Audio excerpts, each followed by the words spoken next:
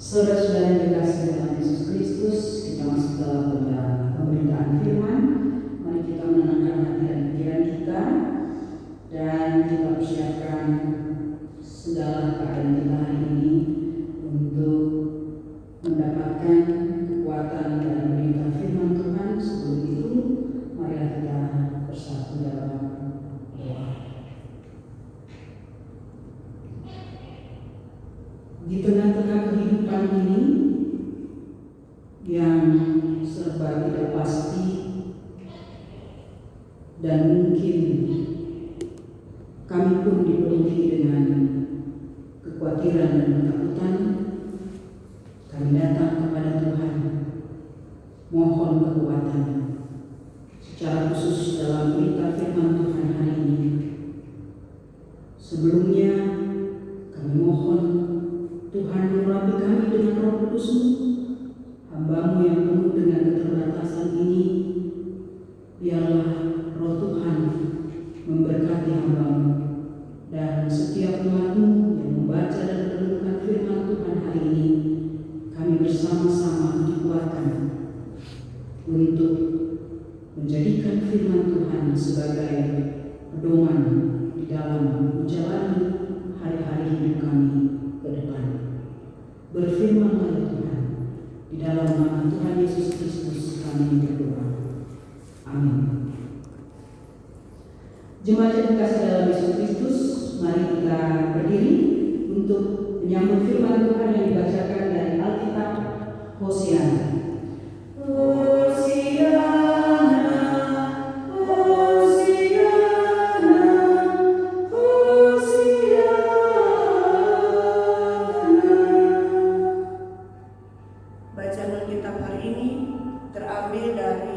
Yudas 1 ayat 1 hingga ayatnya yang ke-16. Yudas 1 ayat 1 hingga ayatnya yang ke-16 yang menyatakan hukuman atas guru-guru palsu. Salam dari Yudas hamba Yesus Kristus saudara Yakobus kepada mereka yang terpanggil, yang dikasihi dalam Allah Bapa dan yang dipelihara untuk Yesus Kristus. Rahmat, damai sejahtera, dan kasih kiranya melimpahi kamu. Saudara-saudaraku yang kekasih, sementara aku bersungguh-sungguh berusaha menulis kepada kamu tentang keselamatan kita bersama, aku merasa terdorong untuk menulis ini kepada kamu dan menasihati kamu, supaya kamu tetap berjuang untuk mempertahankan iman yang telah disampaikan kepada orang-orang kudus. Sebab ternyata ada orang tertentu yang telah masuk menyelusup di tengah-tengah kamu, yaitu orang-orang yang telah lama ditentukan untuk dihukum. Mereka adalah orang-orang yang fasik, yang menyalahgunakan kasih karunia Allah kita untuk melampiaskan hawa nafsu mereka, dan yang menyangkal satu-satunya penguasa dan Tuhan kita, Yesus Kristus. Tetapi sekalipun kamu telah mengetahui semuanya itu dan tidak meragukannya lagi, aku ingin mengingatkan kamu bahwa memang Tuhan menyelamatkan umat-Nya dari tanah Mesir, namun sekali lagi membinasakan mereka yang tidak percaya. Dan bahwa Ia menahan malaikat-malaikat yang tidak taat kepada batas-batas kekuasaan mereka, tetapi yang meninggalkan tempat kediaman mereka dengan belenggu abadi di dalam dunia kekelaman sampai penghakiman pada hari besar, sama seperti Sodom dan Gomora dan kota-kota sekitarnya yang dengan cara yang sama melakukan percabulan dan mengejar kepuasan-kepuasan yang tak wajar, telah menanggung siksaan api kekal sebagai peringatan kepada semua orang. Namun demikian, orang-orang bermimpi, mimpian ini juga mencemarkan tubuh mereka dan menghina kekuasaan Allah serta menghujat semua yang mulia di surga. Tetapi penghulu malaikat Mikael ketika dalam suatu perselisihan bertengkar dengan iblis mengenai mayat Musa, tidak berani menghakimi iblis itu dengan kata-kata hujatan, tetapi berkata, kiranya Tuhan menghadap engkau. Akan tetapi mereka menghujat segala sesuatu yang tidak mereka ketahui, dan justru apa yang mereka ketahui dengan nalurinya seperti binatang yang tidak berakal, itulah yang mengakibatkan kebinasaan mereka. Celakalah mereka, karena mereka mengikuti jalan yang ditempuh Kain, dan karena mereka oleh sebab upah menceburkan diri ke dalam kesesatan Bileam, dan mereka binasa karena kedurhakaan seperti Korah. Mereka inilah noda dalam perjamuan kasih-Mu, di mana mereka tidak malu-malu melahap dan hanya mementingkan dirinya sendiri. Mereka bagaikan awan yang tak berair, yang berlalu ditiup angin. Mereka bagaikan pohon-pohon yang dalam musim gugur tidak menghasilkan buah, pohon-pohon yang terbantung dengan akar-akarnya dan yang mati sama sekali. Mereka bagaikan ombak laut yang ganas, yang membuihkan keaiban mereka sendiri. Mereka bagaikan bintang-bintang yang baginya telah tersedia tempat di dunia kekelaman untuk selama-lamanya. Juga tentang Henokh, keturunan ketujuh dari Adam, telah bernubuat, katanya, sesungguhnya Tuhan datang dengan beribu-ribu orang kudusnya, hendak menghakimi semua orang dan menjatuhkan hukuman atas orang-orang fasik karena semua perbuatan fasik yang mereka lakukan dan karena semua kata-kata nista yang diucapkan orang-orang berdosa yang fasik itu terhadap Tuhan. Mereka itu orang-orang yang menggerutu dan mengeluh tentang nasibnya, hidup menurut hawa nafsunya, tetapi mulut mereka mengeluarkan perkataan-perkataan yang bukan-bukan, dan mereka menjilat orang untuk mendapatkan keuntungan. Demikianlah pembacaan Alkitab. Hendaklah firman Tuhan dengan segala kekayaan yang diam di dalam hatimu, dan ucaplah syukur kepada Allah. Kepadamu puji-pujian, maka syukur dan segala kemuliaan, ya Bapa, Putra, Roh Kudus, sampai kekal abadi. Silakan kembali.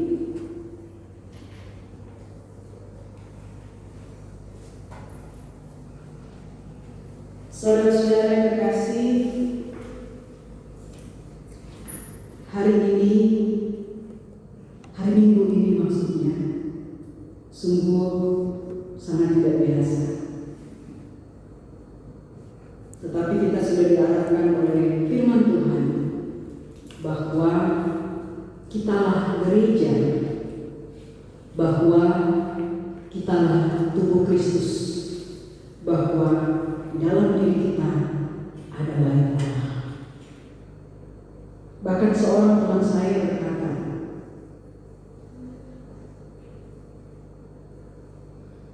walaupun tidak ada 1-2 orang berkumpul, Tuhan tetap ada. Dan oleh karena itu, hari ini kita ingin merenungkan firman Tuhan dan mengarahkan seluruh hati dan hidup kita kepada Allah.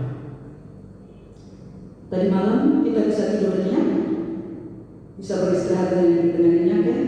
Hari ini bisa dapat kekuatan, harus semangat, tetap sukacita, kita percaya baik atau tidak baik waktunya, Tuhan pasti bersama-sama dengan kita.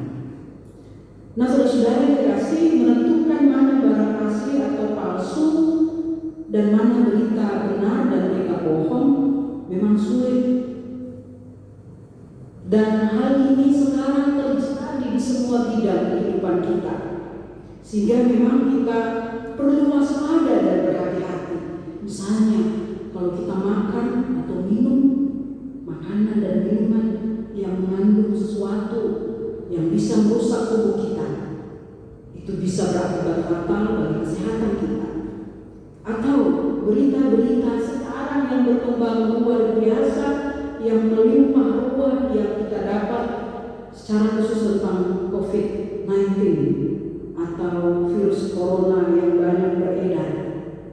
Sementara orang sedang bergumul, ternyata masih banyak juga orang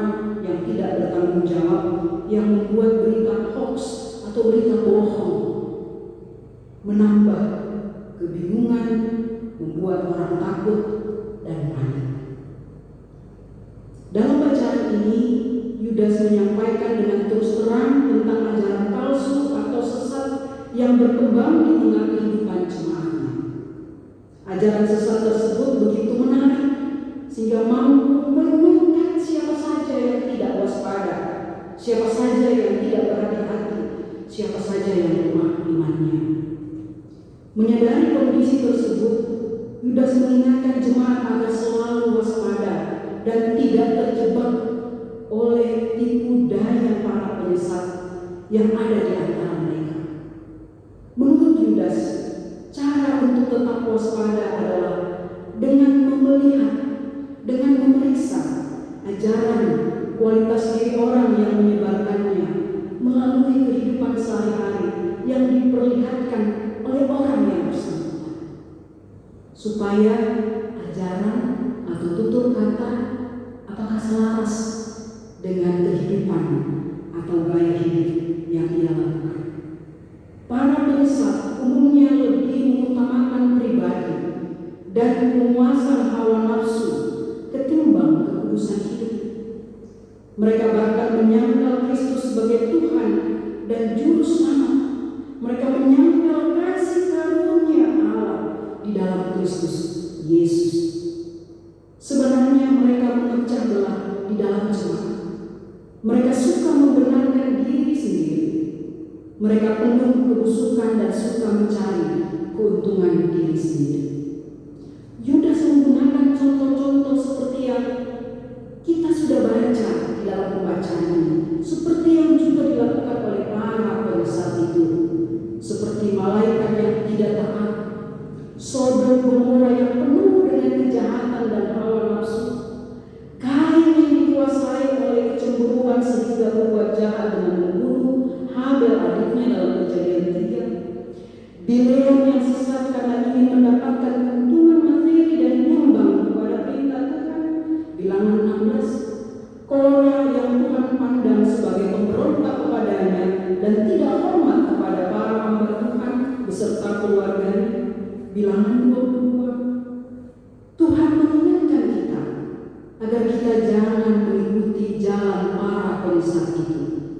Tuhan mengingatkan kita bahwa Dia benci ketidaktaatan, ketidakpatuhan, kejahatan, pemberontakan, hidup yang dikuasai hawa nafsu dan kepentingan diri sendiri, apalagi sampai membuat orang lain menderita karena perbuatannya. Jemaat yang dikasihi Tuhan, bertahun-tahun gereja juga harus berhadapan dengan berbagai ajaran-ajaran sesat. Tapi gereja berhasil untuk melaluinya. Kuncinya adalah kembali kepada firman Tuhan. Back to the Bible. Firman Tuhan yang memberitakan bahwa kasih karunia Allah telah kita terima, bahwa Allah telah menyelamatkan kita di dalam Kristus Yesus. Itulah kekuatan kita, itulah pegangan kita, itulah dasar beriman kita dan membangun kehidupan kita sebagai tubuh Kristus atau gereja. Gereja atau orang Kristen, bahkan banyak orang di dunia sekarang ini sedang berhadapan dengan COVID-19,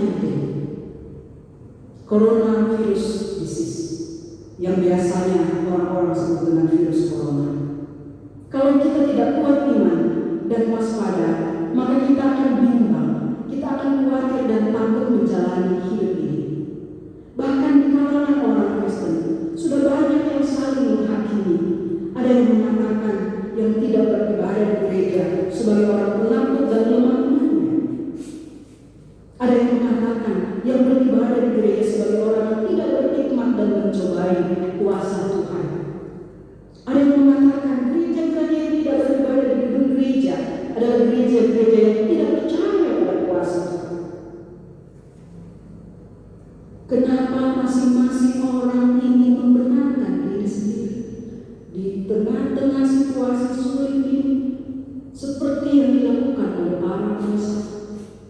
Seharusnya dalam situasi ini kita tidak saling menghakimi, melainkan saling mendoakan, saling mendukung, dan saling menguatkan, bahkan berbagi satu dengan yang lain. Ada juga yang mementingkan diri dan kelompok sendiri demi mendapatkan keuntungan. Masker, hand sanitizer sulit didapat, habis di mana-mana. Kalaupun ada, sangat mahal harganya. Desinfektan juga mahal harganya. Belum lagi bahan-bahan pokok yang akan semakin langka dan mahal jika penularan virus ini semakin parah. Ada yang menuntut banyak dan berlebihan untuk diri sendiri, padahal orang lain sangat membutuhkan. Di tengah-tengah situasi yang sangat sulit dan mencekam, ada saja orang yang masih memikirkan diri sendiri sehingga mengakibatkan kerugian bagi orang banyak, orang-orang sakit, orang-orang yang membutuhkan. Mental-mental seperti ini adalah mental-mental yang seperti disebutkan dalam pembacaan hari ini. Seharusnya di tengah-tengah situasi yang sulit dan mencekam ini, kita mau berbagi, kita mau menolong orang yang susah, kita mau mendoakan dan menguatkan agar kondisi saat ini segera berlalu. Mestinya kita seperti para medis dan relawan lain yang rela berkorban untuk melayani dan merawat saudara-saudara kita yang membutuhkan di tengah-tengah penyebaran virus corona ini. Mestinya kita patut dan taat pada himbauan pemerintah pusat, daerah, dan juga gereja untuk membatasi kegiatan kita sehari-hari dengan tetap menjaga jarak, menjaga kebersihan tangan, menjaga kebersihan tubuh, serta menjaga makanan dan kesehatan kita. Jemaat yang terkasih dalam Tuhan, dunia dan manusia sedang membutuhkan kepatuhan, doa, kasih dan kepedulian kita, bukan saling caci, saling menyalahkan, saling menghakimi, bahkan mengambil kesempatan untuk menguntungkan diri sendiri dan kelompok. Dalam pembacaan kita, jelas kita, Tuhan membenci orang-orang demikian, orang-orang yang tidak peduli, orang-orang yang saling caci, orang-orang yang menghakimi dan mengambil keuntungan di tengah-tengah penderitaan manusia. Bahkan orang-orang yang memecah belah, orang-orang yang menyebabkan kekacauan. Inilah mental karakter dan dari para polisi. Jauhilah mereka, jangan mengikuti. Mari belajar dari Tuhan Yesus yang mau mengorbankan dirinya untuk menyelamatkan kita. Kenapa orang-orang itu, kenapa para polisi melakukan? Karena dalam diri mereka tidak ada kasih Kristus. Tetapi kita sebagai pengikut Kristus, Tuhan yang kita yakini telah menyelamatkan kita dengan mengorbankan dirinya, kita juga ingin menyatakan kasih itu di tengah-tengah kehidupan kita. Saya ingin membacakan bagi kita semua surat 2 Yohanes ayatnya yang ke-6. Dan inilah kasih itu, yaitu bahwa kita harus hidup menurut perintahnya. Dan inilah perintahnya itu, yaitu bahwa kamu harus hidup di dalam kasih, sebagaimana telah kamu dengar dari mulanya. Saudara-saudara, saatnya mengasihi, saatnya berempati.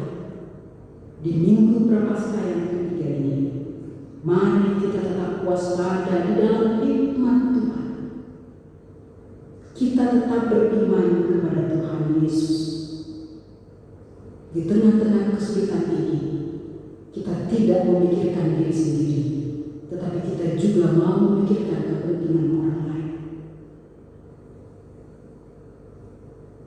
Kita percaya bahwa Yesus Kristus yang telah menyelamatkan kita, Dia adalah gembala yang baik, yang akan menuntun kita melewati setiap lembah kekelaman, menuju kepada rumput yang hijau dan ke air yang tenang.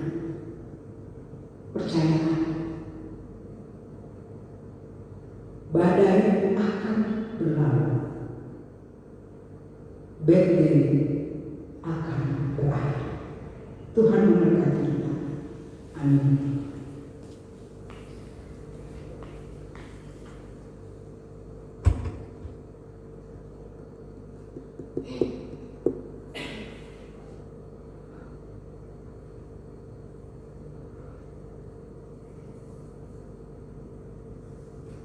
Saudara-saudara yang terkasih, kita merespon firman Tuhan dari Kitab Bakti nomor 254. Apakah kau mau jadi?